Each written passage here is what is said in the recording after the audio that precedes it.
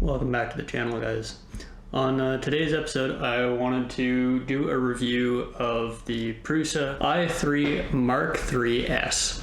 Now, about 5 months ago, I did a sort of a time-lapse build video of that.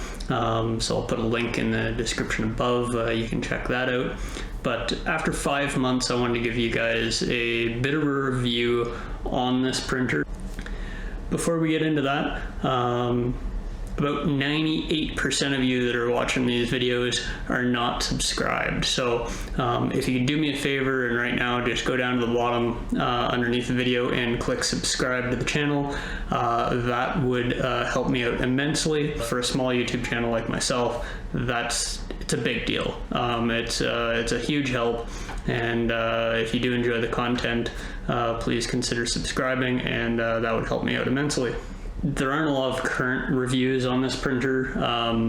There seems to be a race to the bottom cost-wise on some of these 3D printers, and there's a lot of other companies that are coming out with new models all the time, and I find those are getting a lot more press on YouTube and other forums and channels in terms of reviews, rather than the Prusa, which has remained with very few changes in the last couple of years.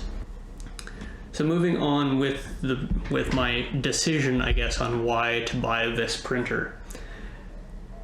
There's a lot of other cheaper printers out there, some with bigger build volumes, other features. But when I looked at all of the 3D printing nerd, there's a whole bunch of different guys out there that their channels specialize on 3D printing.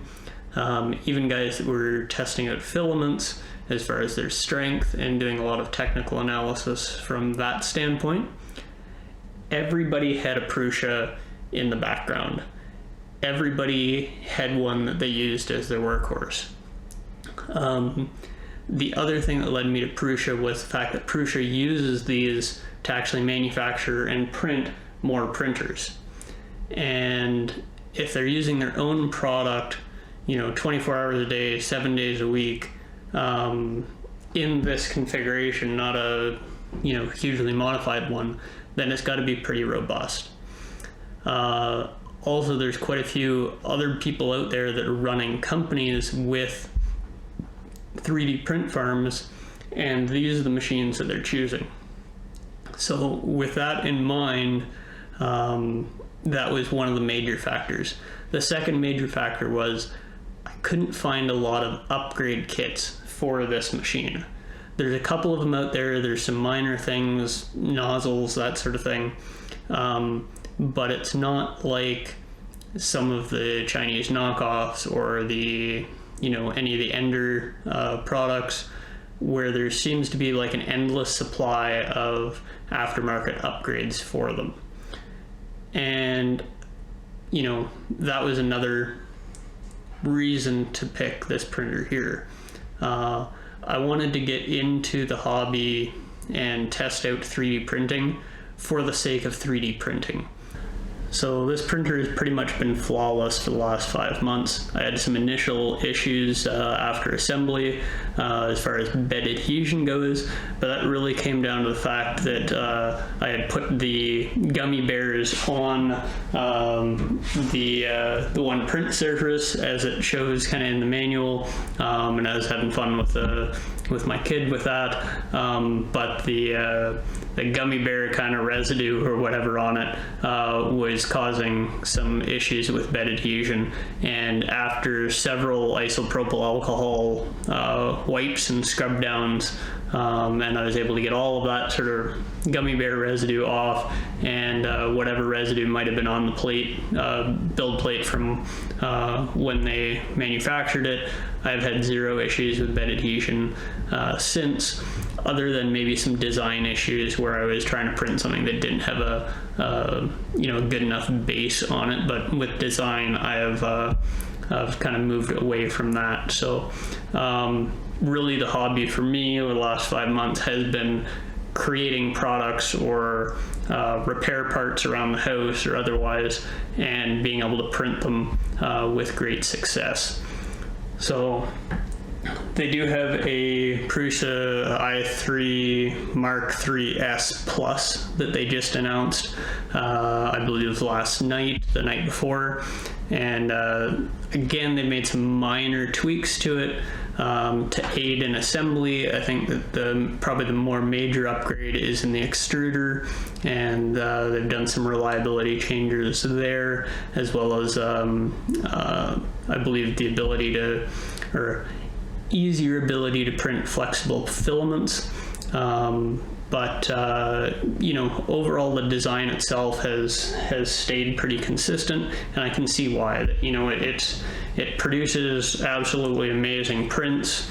I will put up another video that goes through all of the prints that I've made so far and designs that I've come up with and printed for around the house and otherwise, and where I find it most useful. But it's been, you know, just a bomb-proof machine, very trouble-free, no issues. So if you want a machine so that you can print, and that is what you want the hobby to be, is more on the design side of the part, and, you know, getting a part that's useful and prototyping, this is probably the machine for you. It is a little bit more expensive. I'd even consider the Prusa Mini if cost is really a thing, because I think Prusa is making a very solid machine.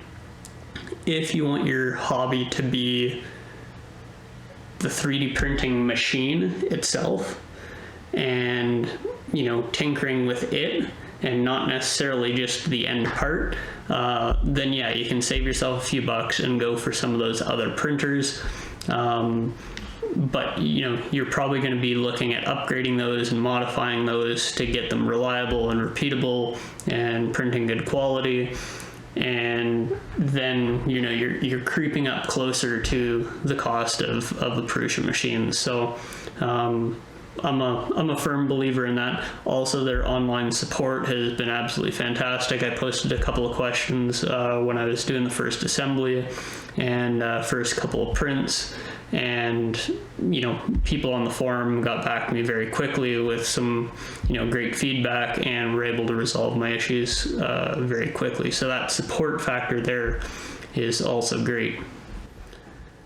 So I can see the Prusa Mini, which has also gotten a couple of upgrades, mainly the bed leveling ability here.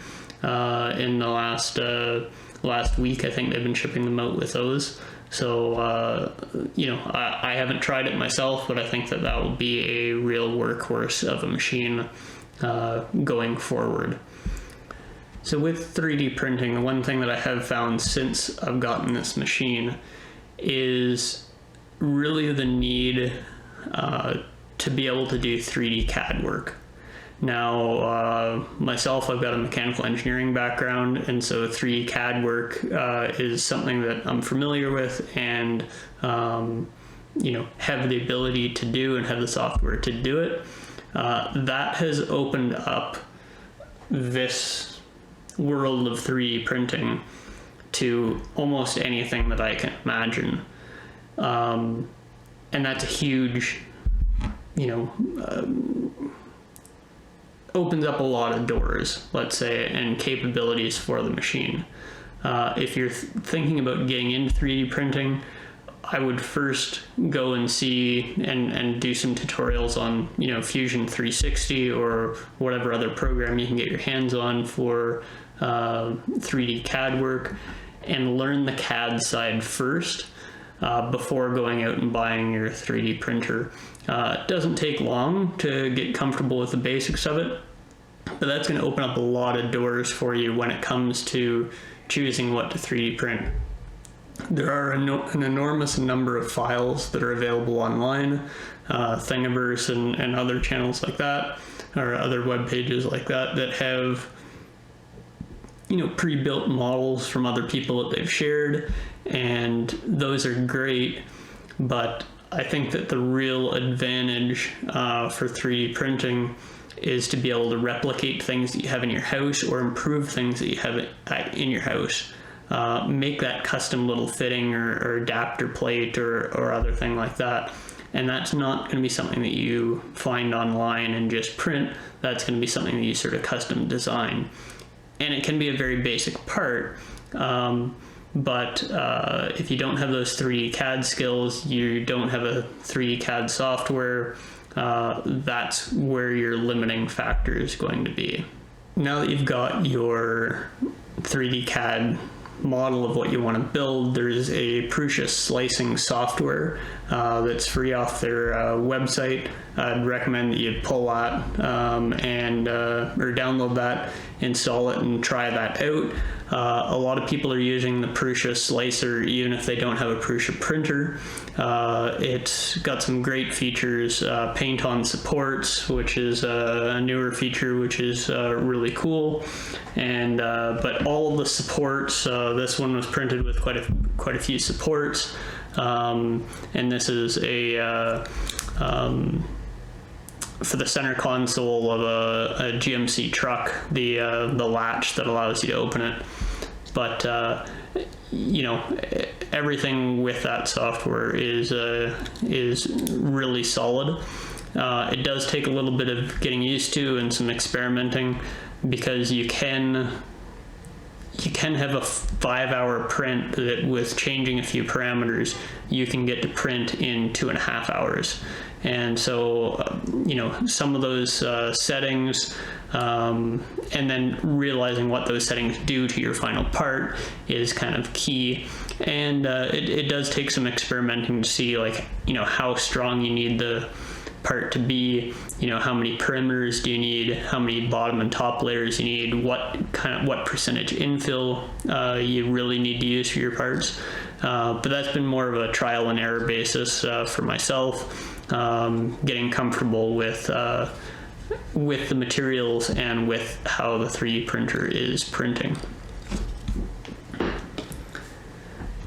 So as I said, I will have one more video that I upload here shortly with all of the prints that I've made so far over the last 5 months that are more on the sort of custom designed parts, to give you guys an idea of what can be printed or what I've been able to print, and some of the more useful applications that I have found.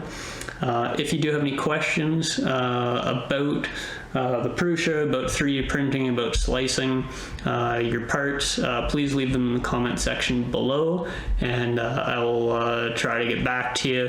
As I said, I've only been doing this for about 5 months now, so I'm by no means an expert like some of the other guys in the community that have been doing this for 5-10 years. But I'll try to get back to you with the best knowledge that I have to date. So please stay tuned for that, and if you can subscribe and give this video a like, it would be much appreciated. That'll help me and the channel out tremendously. Until next time, we'll see you later.